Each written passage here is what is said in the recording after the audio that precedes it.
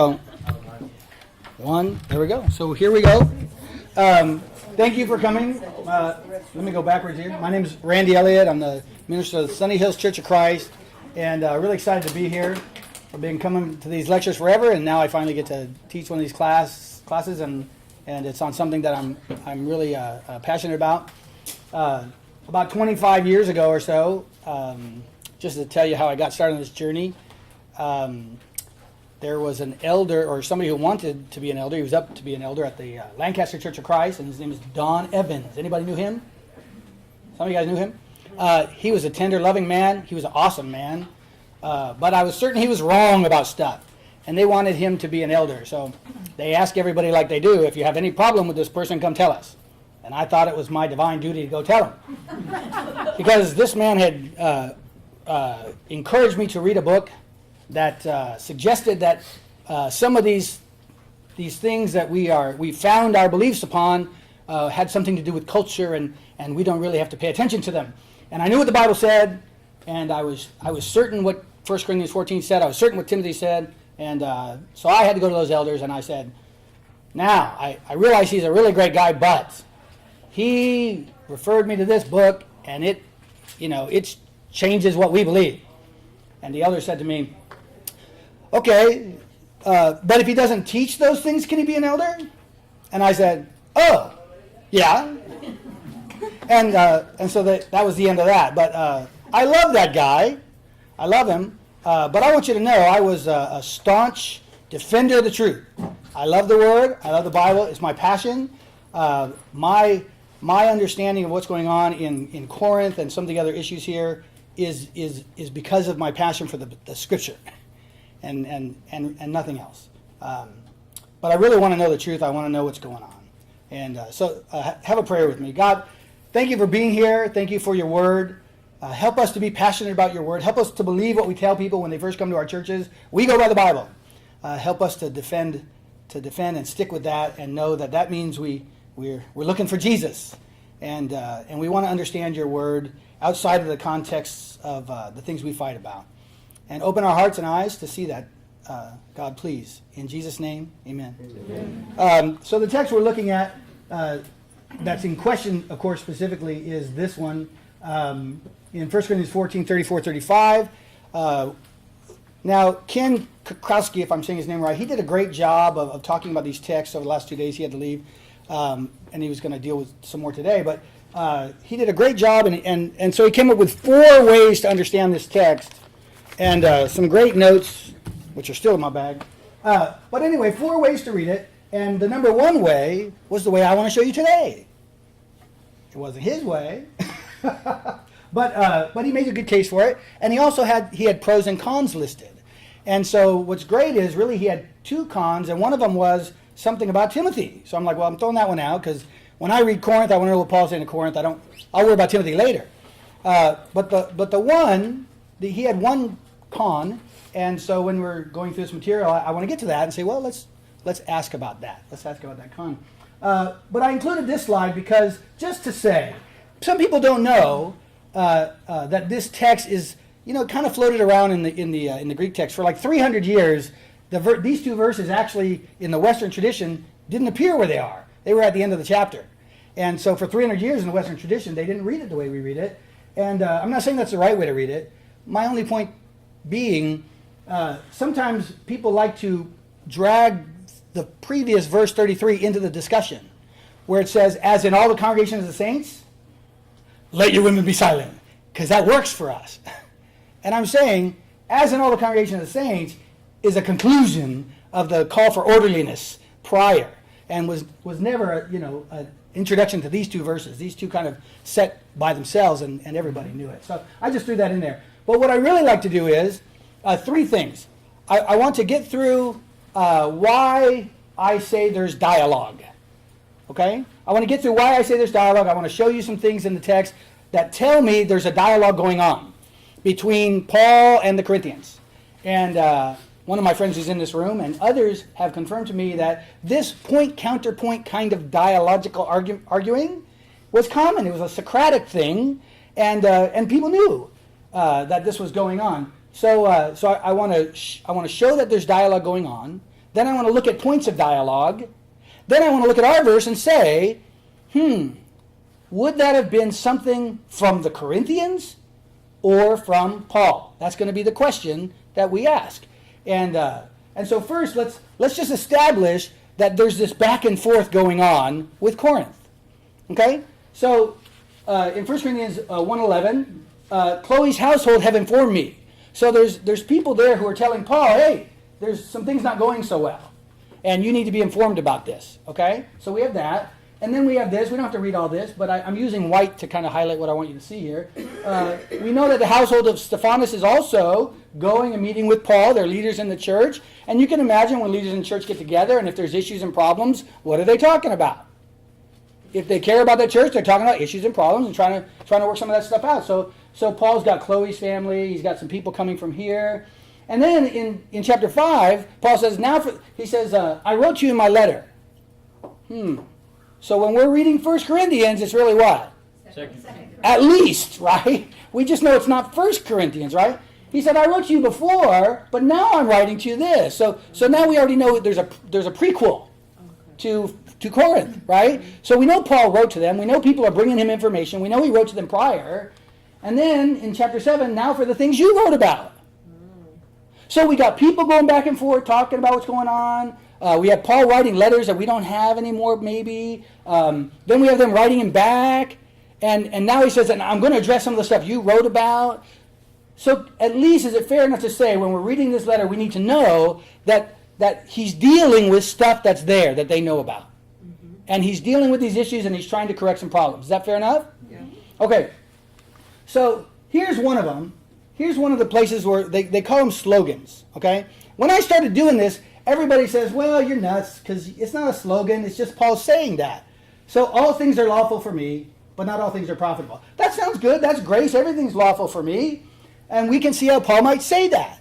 But what I want you to look for is, in these slogans, is when Paul says something, and then he doesn't seem to go on and teach about that, but instead he teaches like the opposite of it, or at least corrects or challenges, or in some way doesn't go on to teach what he just said. Okay? So here, all things are lawful for me. Remember, this letter is full of, stop saying you're of Paul, and stop saying you're of Cephas, right? Don't do that. Don't take each other to court. Are all things lawful for me? Well, if you understand grace and love God, well, yeah, but he's telling you guys, no, they're not. And so in the NASB, we get this, but in the newest version, they've decided. Look how it reads differently. See the quotes? There's no quotes in the Greek. We have to decide whether there are quotes. So should we decide there are quotes here? I have the right to do anything, is what you're saying. But not everything's beneficial. So don't just do anything, right? I have the right to do anything, but I'll not be mastered by anything. Can you see at least that he's not teaching this? He's not trying to awaken you to this possibility and get you to live with this mentality, you have the right to do anything. Mm-hmm. The whole Corinthian letter is, my goodness, are you ripping off the poor? You don't feed them in your love feast, And, I mean, what are you doing there, right? Quit saying, hey, look at me, I got spiritual gifts that nobody else does, right? Quit all that. So he's not approaching them and saying, I have the right. I get it. In grace, we could say that. I think Augustine said, love God and do whatever you want. That's scary to some of us, but let me tell you, if you really love God and want what God wants, do whatever you want, because it'll work out. You'll be doing good stuff. But that's not what they were doing. So this isn't Paul saying, hey, you can do whatever you want. He's saying, you need to know, quit doing that stuff. Okay? So anyway, newer versions are starting to put it in quotes, which makes it easier for me, because now people aren't going to go, well, you're off your rocker, Randy. This is all Paul, right? So here's another one. Food for the stomach and the stomach for food, but God destroy them both. Well, really? And this isn't just about food. The whole chapter is kind of about sexual passion. And they're saying, well, if I'm hungry, I should eat a cheeseburger, right? If I'm desiring a woman, I should be able to do that too, right? And God's just going to destroy it all anyway, right? But if we study this chapter, we find out, wait, the body's not meant for destruction. God wants to redeem it. He wants to raise it up. He doesn't want to destroy it. And so now we're recognizing this, and the translators are putting it in quotes. You see this? I got to tell you, 10 years ago when I was trying to tell people this, I got people look at me cross-eyed and say, you're nuts. Now, the NIV doesn't prove it just because they did this, But I'm just saying, if you look at it and study the chapter, you'll find out Paul is not arguing this. He doesn't want you to think, oh, it's all going into the, it's all going to hell anyway. That's not what he's trying to say. It goes on to say God's trying to redeem it. He's trying to raise it up. So it's not Paul. Now, so let me give you a way to think about this. Anybody here for the first time at the ocean? Probably not, but I just thought I'd ask. Imagine somebody for the first time at the ocean. Maybe they came from Kansas or something, never been to the ocetion. But all their friends who'd been to the ocean said, hey, if you get out to Pepperdine, you got to go to the beach, right? You can imagine them saying that, right? Go to the beach and go out there in the waves. It's awesome. The ocean is so magnificent. And it's just great. The ocean's great. Everybody's telling the ocean's great. So the guy says, okay, he gets out here. Maybe it's a sunny day. Not this year. But he goes out there, and he goes to the ocean. He's like, this is pretty great. And he goes out there, and all of a sudden he finds out what a wave feels like when it hits you full force. Tumbles around, scrapes all over his arm and the side of his face. And he gets back home, and he says to those friends, the ocean's great. Yeah, look at these scars. Look at my face. Now, would they understand what he was saying? Yeah. Would he be saying the ocean's great? No. You understand? They would know that they told him the ocean's great. And he's coming back with all these scars. Yeah, the ocean's great. You see how it works? This is what's going on here. These guys know. They know their slogans. They know that they're saying, I should be able to go have sex with anybody I want. I should be able to go to temple prostitutes because God made my body for sex, and it's all going to be destroyed anyway. And Paul says, no, that ain't right. And so these are slogans. And now they're beginning to be translated as such, which is great for me, right? Here's another one. It's good for a man not to touch a woman. Sometimes that says marry, but don't have sex with a woman. Granted, there's a doctrine for eunuchs that there are a few individuals who that might be true for. But what does he go on right away to say? It's not you guys. It's good not to touch a woman. You guys better get married and fulfill those desires in marriage. Right? Isn't that what he says? It's good not to touch a woman. Not for you. You guys need to get married. And so now it's being recognized that this is a slogan. And he's saying, no, you guys need to get married and fulfill all that stuff in marriage. Right?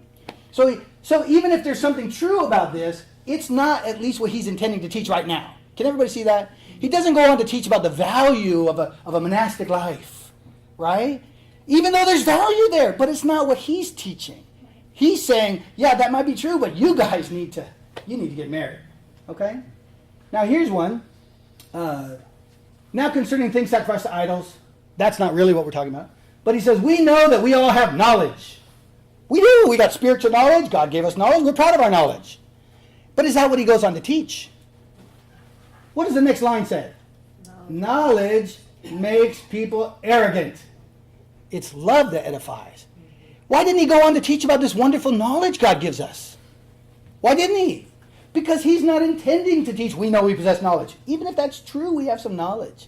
There's an attitude of people who are saying, we got knowledge. And Paul's saying, hey, knowledge puffs up. It's love that builds up. Anybody who thinks he knows anything, he doesn't know that he ought to know. But if you love, you're known by God. You get that? So thank you. We put it in quotes. Not very many are put in quotes yet, but the newest version is put in quotes. Thanks for doing that, because now people don't have to look at me like I'm a nutcase. But he's not teaching this, even though it's true that we possess knowledge. You could say there's a truth to that. But he's saying, no, that's a slogan you guys are saying, and you have no idea what you're talking about. It's not good. Okay? Okay, and then this is just a repeat. There's 4 times. All things are lawful for me. But every time he says no. All things are lawful for me. No. Every time. Okay? Because it's not what he's trying to teach. It's a slogan. All things are lawful. And so it's in quotes again. So all these things are in quotes. Now, so I told you that when Ken did his class, the one con that actually has to do with the reading of the text for our 1 Corinthians 14 passage was all of the statements that we've read so far are sort of 1 or 2 liners. Right? So, and he's not the one who made this up. You can read this in some of the commentaries who deal with, is this a slogan? And they come up with the idea that, no, probably not, because, all the other slogans we look at are kind of 1 or 2 liners. So the Corinthian, 14 material is kind of longer. It doesn't really fit the pattern, so maybe it's not. That's where they fall, right? What I want to say to you is something that I believe, unless you've gone through this with me, you may never have seen this before. I don't believe it's written anywhere. But I think it follows this. If we're in the book and we're identifying slogans, pretty much all we want to look for is, does Paul say something? And then can we find within the context of that discussion the antithesis? Is that fair? Is there something he says that in the whole argument of the passage, do we find him saying what seems to be the opposite? And if we find that, is it fair to say, well, it looks like the rest of this, no matter how long it is, right? That's the paradigm I'm going with. If I find, because I don't think he's a nut. I don't think he's going to say one thing and then tell you the opposite. So if I find that argument going on, I'm going to say somebody is saying something and Paul's arguing with it. And so here's the next one. Now, I've got to ask you to forget anything you ever learned about this passage, only because I don't want to argue about the passage. We're just trying to follow the logic and the argument. We're not trying to solve it or figure out what the church is supposed to do about it. I just want to follow the logic. Can we do that? So help me follow logic here. And I'm trying to use some colors to illustrate the issue here. Can you guys see okay over here? All right. So, but everyone who has her head uncovered while praying or prophesying disgraces her head. I put it in red because it's like a no. Don't do that. Fair enough? Mm-hmm. Does it look like women should be praying or prophesying with their head uncovered? Does it look like it? Some of you are like, they shouldn't be praying and prophesying anyway. No. Granted, but okay, whatever. I'm just saying, we're not doing that right now. We're just trying to understand the logic of the flow of the argument. And so based on that statement up here, every woman who has her head uncovered while praying or prophesying, whether she's supposed to or not, if it's uncovered, is it good or bad? Bad. It's bad. It's a disgrace. Okay? So not uncovered. Everybody say, not uncovered. Not uncovered. Okay. For she is one and the same as a woman whose head is shaved, because, you know, for that culture, if you shaved your head, there's some humiliation associated with that. And so if she's not going to cover it while doing what? Praying and prophesying. Yeah, it doesn't mean all the time. We're still specifically talking about while praying and prophesying. But if she won't cover it, let her do what? Shave it all off. So we're really talking about the hair that needs to be covered. That's on the head, right? Because these guys don't seem to care. Whoever, if this is Paul or whoever, doesn't seem to care so much. Okay, shave it off then. But if you don't want to shave it off, what should you do? Cover it. Okay, so I just want to make sure we got this. Is this going to be okay or not? Yes. Based on this, whether it's okay in your church or not, or my church or not, based on this, praying and prophesying, yes or no? Yes. Seems like it. Praying or prophesying, yes or no? Yes. Yes. Probably not ideal. They really aren't. It seems hyperbolic. They really don't think you're going to do this. Doesn't seem like they really want you to do it. But somebody's saying, if you don't do this, and you're still going to pray and prophesy, we want you to do what? Shave it off. Do this, okay? But the one thing we know that's not okay, right? Yeah. We know that this is not okay. Head and hair uncovered. Isn't that what you get from this text? Mm-hmm. It's what I get from this text. All right. In 15, so we're in verses 5 and 6 up here. Now we get all the way down to 15. We're still talking about the same stuff. And all of a sudden it says, but if a woman has long hair, now we already know the answer to this. You tell me the answer. No praying and prophesying. If she has long hair like this, don't do it. Right. Is that what Paul says? Because her hair is a glory. Wait a minute. That doesn't fit. It's given to her. What, given to her? No, it's not. This is the one thing that's not okay. We proved it. This is the one that's not okay. Right? What's going on here? What do you mean it's given to her for a covering? The hair's the covering? No, it's not. This is a covering. We don't want the hair. Shave it off. This is not okay. Yes, it is. Where's that? Yeah, there it is. Yeah, it is. So somewhere he comes to this conclusion. Now, all I'm saying to you is, now, you won't find this in quotes. I don't have a passage in quotes for this. I'm saying it should be in quotes. This early material that's demanding a head covering should be in quotes. Only because I'm not willing to accept that the Apostle Paul is demanding that this be covered up here, only to get here and conclude the actual hair is the covering. That doesn't make any sense to me. And so I'm going to say, this sure looks a lot like all those other passages. It's not a one-liner, but it sure looks the same to me. Fair enough? Okay. Oh yeah. This is what we actually find, right?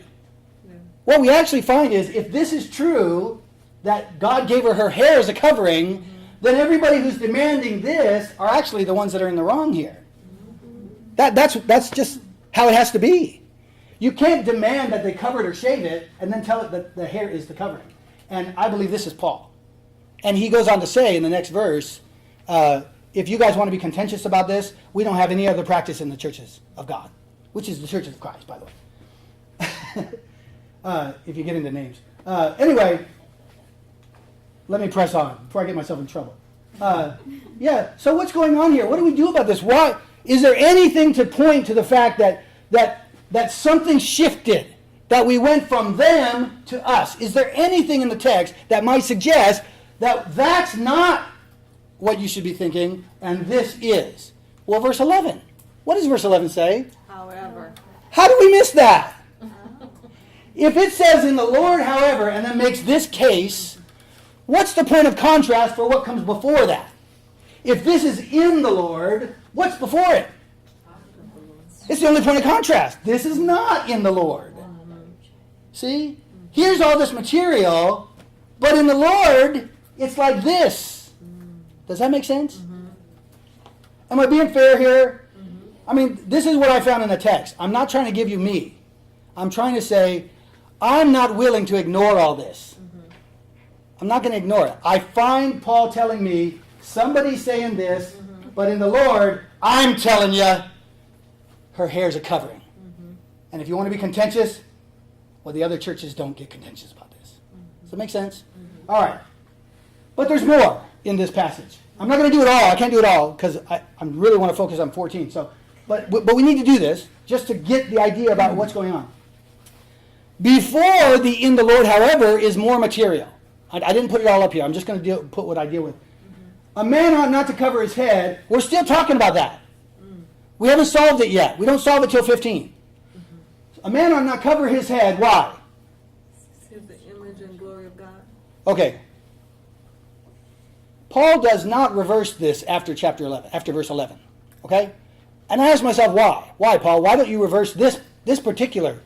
Well, you cannot read carefully Genesis narrative and come to the conclusion that the man is somehow in the image of God in some other way than the woman is. Right. I'm sorry, you can't do it. If you're going by the Genesis narrative, Adam is male and female in the image of God. Am I right, Bobby? That is correct. Take his word for it. No, I'm just saying, it's bad theology. And Paul knows this. I know it. He's got to know it. So I think he just throws it out there. And I think he doesn't deal with it because the fact of the matter is you can't read Genesis and come to the idea that the man is any more in the image of God than the woman. You can't do it. It doesn't work. Okay, but I do want to deal with this right here. Source. For man did not come from woman, but woman from man. This is all part of an argument about why the man doesn't have to cover his head and the woman does. Right? We're still arguing about who's covering their head and why. And somebody's saying one of the reasons why a woman needs to cover her head is because the woman did what? And I put the word came there. Because for man did not come from woman, but woman from man. That's what it's saying, right? Women came from men, and therefore there needs to be this covering. Somebody's arguing that, okay? Now, are you curious to know what comes after the in the Lord, however?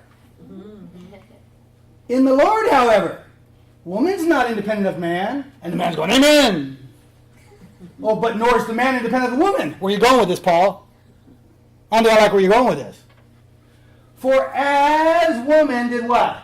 Came from man. I didn't put that one in there. That's already there. As woman came from man, what are we talking about? Woman came from This is the same thing, right? Sure. As woman came from man. For conclusion, Yes. I'm trying to draw a conclusion from something I already said. As, I'm talking about the same thing as that. Just as woman came from man, amen, that's why she has to wear covering. So also man is born of a woman. That does not help my case. If I'm trying to prove that a woman needs to have a covering because she came from the man, this does not help my case. Right? In the Lord, however, there's nothing independent going on. Who comes from who is not the point. What's the point? Everything comes from God. That's in the Lord. Everything comes from God. Quit thinking that you're something because she came from Adam. You came from your mom. That's what he's saying. That's what he's saying. That's the argument made here. And so this whole passage, is this a one-liner? Is this a one or two sentencer? No. This is a huge chunk of material, and volumes have been written to try to explain this. Gordon Fee, man, he, bless his heart, he does a great job of trying to deal with this stuff, but he admits this is tough stuff. And so he doesn't acknowledge all. He doesn't see it all. I don't know. All I know is it's not there. So what I'm telling you here is I don't believe it's ever been identified. Anybody ever heard this before? No. Where did you hear it? No, I've never seen this, and I've read a whole bunch. I haven't read everything, but I've never seen anybody make this case that this is a slogan and it's being argued. But I don't see how you miss it. Of course, I don't see that now. 25 years ago, when Don Evans wanted to be an elder, I was certain that everybody was wrong. Okay, so one more, and this is important because our passage is 1 Corinthians 14, 34 through 38. We're not that far away. We're not that far away. Now, I want you to work this out with me. Now, we're not talking about tongues. Please don't get distracted by whether church speaks in tongues or not. We're not trying to talk about the issue of tongues, and we're not trying to figure out what the church ought to do with tongues. What we're trying to do is watch for the argumentation. Fair enough? Yeah. So there's gonna be a test. So read this carefully. I'm gonna give you a test right now. Based on this passage, true or false, tongues is for believers. Now, in whatever way that means, we don't have to figure all that out. I'm just asking, when you read this text, do you get the idea that tongues is for unbelievers? True. Yes. You see that? Yeah. Okay, how many can say that's true? Don't be afraid. Okay, it's true, right? Yes. This passage says tongues for unbelievers. That's pretty clear. Now, here's another question. True or false? Prophecy is for unbelievers. False. Why do you say false? Prophecy, not for, this is not rocket surgery, is it? False. It's false, okay? So now we completely understand 1 Corinthians chapter 14, 22 here, right? Totally. We know that tongues, when you have unbelievers, tongues are somehow, it's going to be a good thing, right? Mm-hmm. Right? Everybody say, tongues for unbelievers. Tongues for unbelievers. Okay. And everybody say, prophecy not for unbelievers. Prophecy not for unbelievers. So that is this passage. Okay? Now, so if. What are we doing when we say so if? Making a conclusion. Yeah, first of all, the word so, we're gonna talk about what we just said, right? Mm-hmm. So let's check this out. Right. What is the if?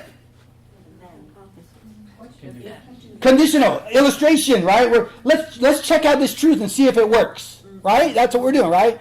So hypothetical coming up right here. So if the whole church comes together and everyone's speaking in tongues, and inquirers or unbelievers come in, we already know the answer to this, right?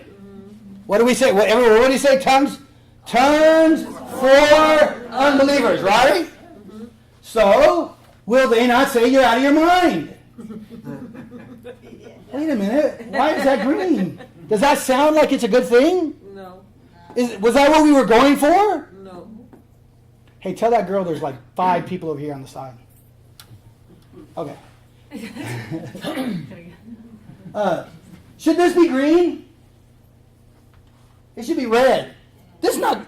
We weren't going for this, were we? No. Although some people might think we were trying to, go for something that makes us look crazy. I don't know sometimes. But this is clearly tongues, unbelievers. It doesn't seem to work out very well in the illustration. Wasn't that weird? What did we just learn? Well, let's try again. Let's go to the other part of the question. But if an unbeliever or an inquirer comes in while everybody's prophesying, okay, we got this one. Anybody remember the answer? Prophecy not for unbelievers. So that's a stop, right? Right. We don't want prophecy for unbelievers because if everybody's prophesying when unbelievers come in, what's going to happen? Oh my goodness, they're going to be convicted of sin. We don't want that. They're going to be brought under judgment by all, and the secrets of their heart are laid bare. And they're going to fall down and worship God, exclaiming, God is really among you. Oh my goodness. Well, we can't have that around here. What? Is this right? Should this be read? No. Wait a minute. This is good stuff. Prophecy is good for unbelievers. So, we go back to our questionnaire here and we're like, yeah, somebody said this, and we believed them for a minute, but when we listened to Paul in the illustration, we found out it's just not true, is it?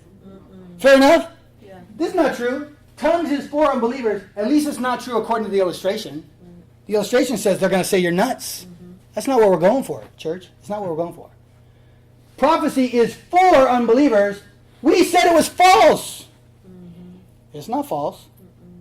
At least not according to the illustration. Do we want people falling down and worshiping God and saying God's really among you and confessing their sins and everything? Yes. It's exactly what we want. But it's not in quotes. Nobody has it in quotes yet. Okay? When you go back and try to tell somebody this, they're going to look at you crazy. But you can see it right now, right? You can see it right now. This is true. Okay? All right, so here's our passage. We come to this passage, and we just went through an entire book of this stuff happening. So we're ready for it, right? The question is, when we approach this, the question is this one of those? That's what we have to figure out, right? Now, the other con, I told you one of the cons was, well, none of these passages, they're all just these little one-liners. Well, I just showed you two that weren't identified. One of them's a little longer than the others, with the tongues and the prophecy and all that. The other one's a giant chunk of material that's reversed. So when somebody says, well, it doesn't fit the pattern because it's kind of longer, well, no. I've kind of demythologized that one, or how do you say I debunked that one, or whatever I did. Anyway, I showed that there are longer passages. So that con isn't really a con anymore. The other con that some of the commentaries list is there's really no way, we're not told we're about to get any Corinthian material here. We're not told about it. Now I want to ask you, as we read all those other passages, was there any indication at first reading that we were about to be hearing from the Corinthians? Anybody? I didn't see any. It's not until we work ourselves through the logic and the argumentation. It was the context that told us, no, Paul can't be, he's not arguing with himself. He's got to be arguing with somebody, right? So our logic, so the same thing with this passage. I want to approach this passage, and I want to ask myself as I'm reading it, what do I get out of it? What is it telling me? Does the logic lead me to believe that there's argumentation, or is this just Paul telling the church what's up? It's a fair question, okay? So I put questionable material, which means when I approach it, these are reasons why I question whether this is Paul, okay? First of all, if I'm right about 1 Corinthians 11, then this is already a mess. Listen, whether you're wearing the covering from before verse 11, chapter 11, or not, it already says praying and prophesying, women. Right. Okay, you can't get away from that. From chapter 8 through 14 is all about worship. Okay? If that passage in 11 is not, then it's the only chunk out of all those chapters that wouldn't be. But it really looks like it is. You know the part where he says about the Lord's Supper, in the following thing I have no praise for you? Well, just before this, the 11 passage that we looked at, he says, in these things I have praise for you, or something. Okay? So, anyway, however you work all that out. But it looks like he's saying this is all part of the same discussion. The only reason not to think that 11 is about their corporate worship stuff, because he goes on to say, if anyone wants to be contentious, the other churches have a problem with this. He's talking about the churches. But the only reason why we don't want chapter 11 to be about our churches is because it doesn't fit with what we want to do with 14 and Timothy. It doesn't fit. So we have to decide, if women are praying and prophesying, they have to have a sign on their head. Now, but they can't be around the men. And then it makes you ask, well, then why do they need a sign? And who's complaining? Because they're never seeing it, right? It's just very convoluted. So, but we need to do it because we just don't want to deal with 11. I've dealt with 11. I believe I have. I've read it. It looks to me like Paul is saying, listen, the gift of prophecy is for everybody. And the gift of prophecy is for the edification of the church. If the women have it, let them go at it. That's what it looks like to me. So when I come to 14, I'm going, that doesn't sound like 14. Now I know, I've read the other arguments. I've read Fee, I've read Ken's stuff, and they made it clear that, okay, there I go on a tangent in my head. Let me try to get back. So that for me, this contradicts Paul. Paul clearly said, in 11, they're not going to be silent. He could have just said, shut up. Right? You guys are arguing about head covering, just shut up. We don't want you talking here anyway. Why didn't he just do that? Maybe nicer. Although not everybody who represents that position is nice about it.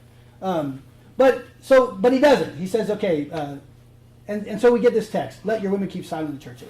It's not permitted them to speak. They must be under obedience, as the law says. And if they want to learn anything, they can ask their husbands at home. It's a shame for a woman to speak in the church. I'm telling you, I read that and I think, there's no way that goes with 11. So it already contradicts what I know of what Paul's saying in 11.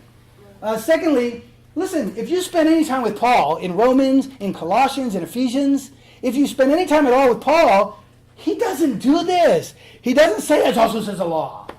And I'm just going to throw these out there. You may be familiar with this. Romans 6, you're not under law, you're under grace. We serve in the new way of the Spirit, not in the old way of the written code. Are you familiar with some of these? Mm-hmm. If you're trying to be justified by law, you alienate yourself from Christ, you're falling away from grace. There's a ton of this material from Paul. He doesn't appear to be someone who's trying to impose law on the church. The law is holy, righteous, and good, he'll tell you. That's good stuff. But he doesn't look like he's trying to impose law on the church. That's one thing. But another thing is, what law? What law? Man, I got to hurry up. What law? People want to make allusions to Genesis 3 here. Okay? When it says a woman's desires for her husband, it's a consequence of sin, not a commandment. But a woman's desire for her husband, and he's going to use it to rule over her. It's a consequence of sin. But we said that's a commandment. But it's not a commandment. But anyway, some people say that's what he's referring to here.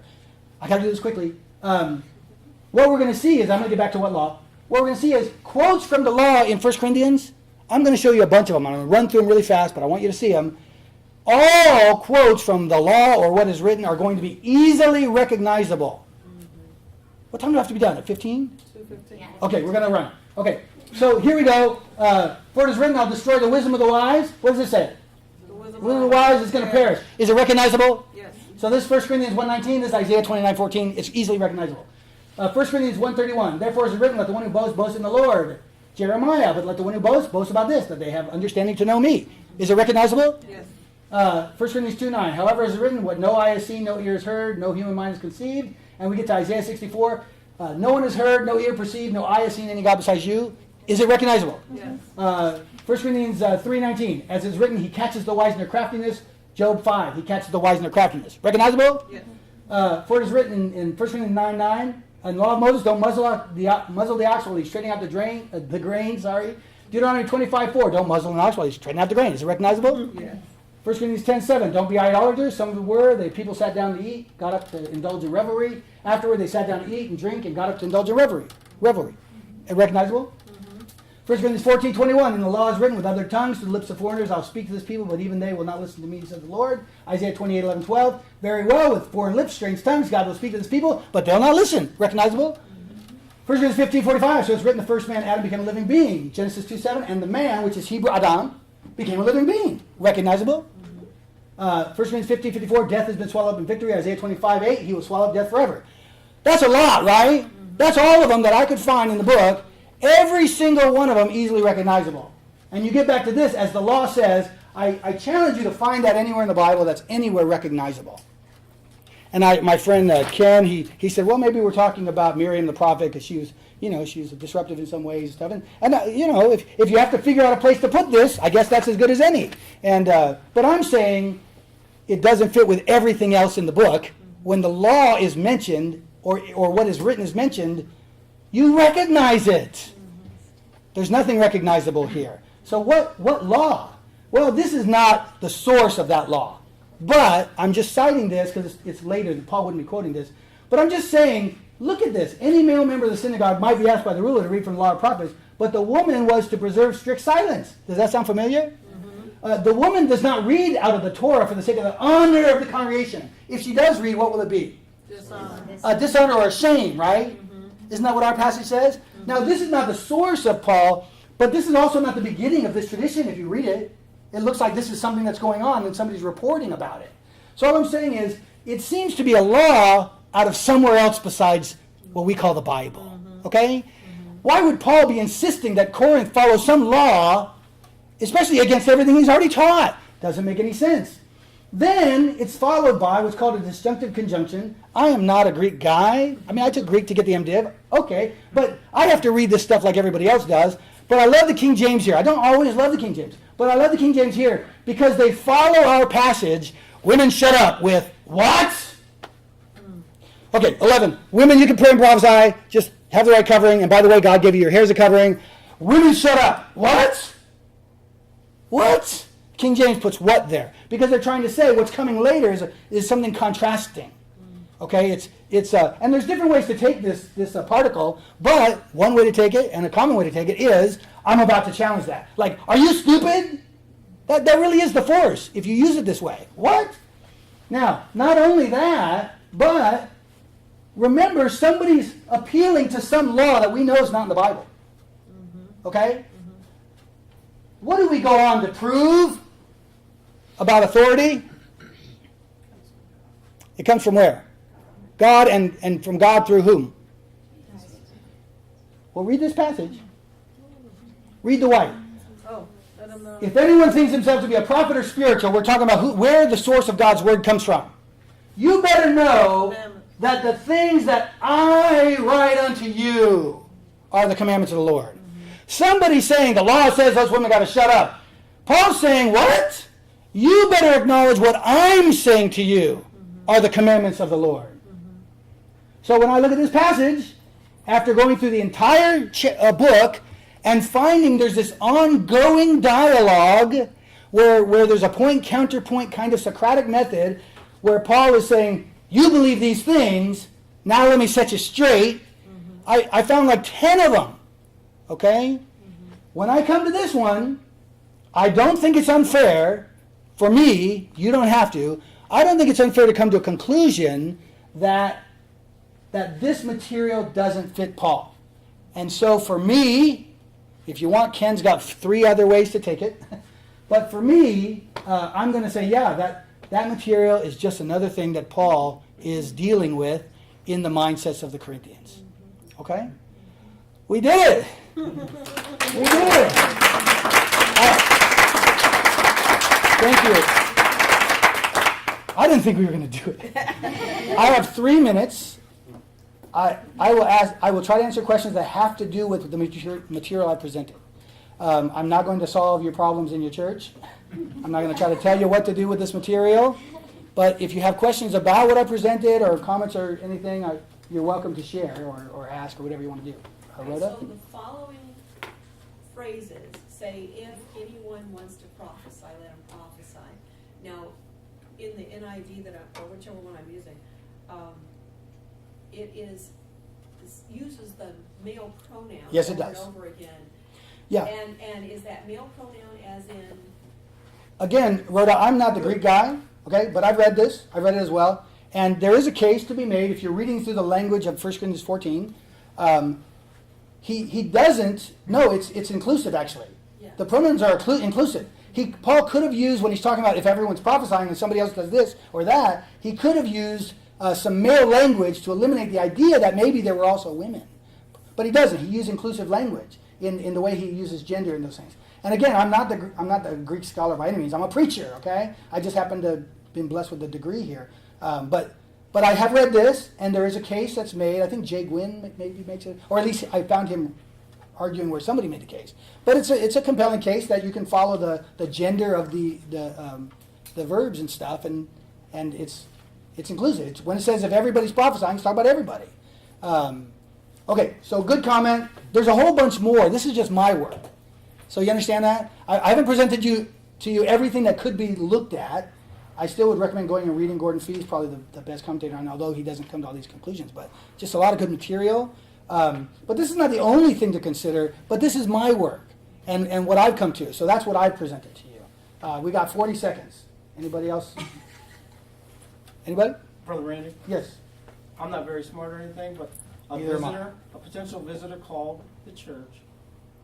The church secretary picked up the phone, and the person said, "Do you let women serve on the communion table?" And the church secretary was smart, and she said, "We serve every meal but that one." Okay. So I do have 12 seconds. Maybe I'll go over by 10 or so.